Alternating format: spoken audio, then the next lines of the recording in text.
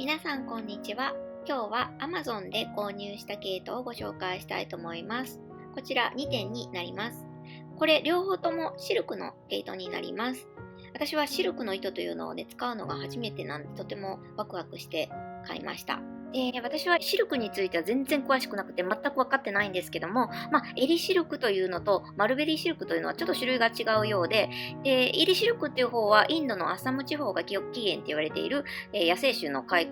から取れる繭のことを指すようです。いろいろ調べると、これは私たちがシルクというととても光沢のあるものだと思うんですね。私もシルクって言ったら、なんかちょっとつるっとした感じなのかなと思ったんですけど、こちらも見た感じそうではないですよね。コットンみたいな、糸になってるんですが、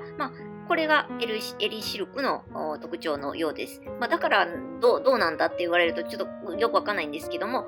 シルクはシルクということで買ってみました。本当に全然知識的には私は分かってないんですが、とりあえず、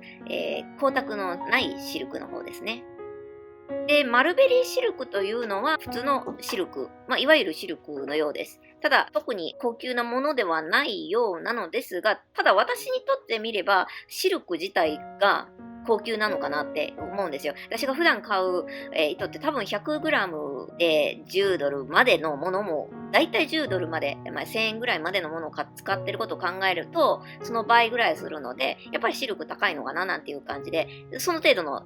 知識ではなく、その程度の感じで買いました。本当にただの憧れで買ったという部分があります。で、この一つ目の真っ白のシルクの方なんですけども、こちらの内容はこのようになっています。で、赤と白とこの手染めの方の糸の内容はこんな感じになってます。それで30の2、これどういう風に読んだらいいのか私わかんないんですが、これは糸の太さを表しているのだと思います。ちょっと調べてみると糸の太さだと思うんですけどね。このレース糸よりもずっと、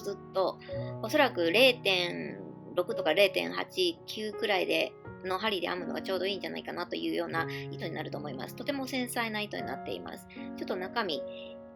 実際にご覧いただきたいと思います。シルクということでとても光沢があって綺麗だなというふうに思います。糸の太さはこんな感じですね。おそらく0.6789そのあたりで編めばちょうど良い感じになるのではないかなと思います。まだ何を編むかというのは全然考えてないんですけれども、私はですね、もう昔からの夢で、ウェディングドレスのようなものを編んでみたいという思いがありまして、まだそれを編むということは実際現実的には考えていないんですが、このシルクで、ちょっと練習していきたいなというふうに思っています。少し繊細なものができるかと思います。ショールにしてもね、本当に繊細なものができると思うんです。それから日本撮りなんかにして作ってもいいかなというふうにも思っています。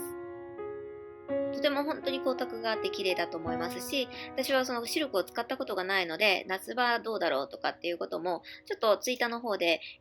知ってる方いらっしゃるかなと思って聞いたら、夏でも大丈夫ですよっていうようなことだったので、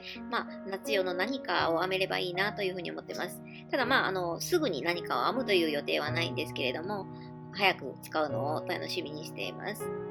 とても繊細で綺麗だと思います。で、これ2つ目なんですけれども、エリシルクというものになっていますね。これを開けてみますね。サランラップみたいなので包まれているのがなんか印象的ですが、こちらはですね、先ほどのこのマルベリーシルクのもう半分の太さになりますね。62書いてあるので、こちらのシルク、真っ白の方のシルクよりも半分の太さになっていると思います。なので、こちらの方がもうかなり細いですね。これだと0.4とか、そんな感じでの針で編めるかな。ものすごく細い、針で編めるだろうなというふうに思います。ただ、こちらに関しては、一本一本で編むかどうかっていうと、また別で、2本取りとかにした方がもしかしたらいいのかもしれないなとも思いました。とっても繊細ですよね。これは本当に細いです。こちらの毛糸はですね、レビューを読みますと、あまりよろしくなかったんですね。分かって買ったんですけど、っていうのも、もう細すぎて、糸が絡まるというようなレビューが結構見られました。が、とりあえず私はね、とにかく細い糸が欲しいなと思っていたので、で、この白と、何色っていうんですかね、赤いバーガンディっていうんですかね、の色の手染めになってるんですけど、この色の展開も可愛い、綺麗だなと思って購入してみました。ちょうどこの右側の糸のちょうど半分の太さになってるので、かなり細いですね。これ一本で編もうと思うと、かなり大変な作業になるかと思うんで、おそらく2本撮りで編むとは思うんですけどもね。で、これは編み物用というよりかはウィービングって書いてあるので、織物の用の糸として売られてるんだと思うんですけど、私は織物ということはできないので、編み物でどうにかこうにか使いたいなというふうに思っています。どれぐらいの細さかが来るかっていうのは分かってたんですけど、実際見るとやっぱりほんと細いなと思って、これをね、ボールにするのがもうかなり大変な作業だというような形で書かれていたので、私はもうボールにせずに一気に編む形ではなくて、小さなね、モチーフをいっぱい作ろうかなと。で、モチーフを編みつなげるというやり方ですれば、ボールにしなくても編めるんじゃないかなというような淡い期待をしております。どうなるかわかりませんが、ちょっとね、これ、編むのがとても楽しみです。ただ本当に色がですね、この左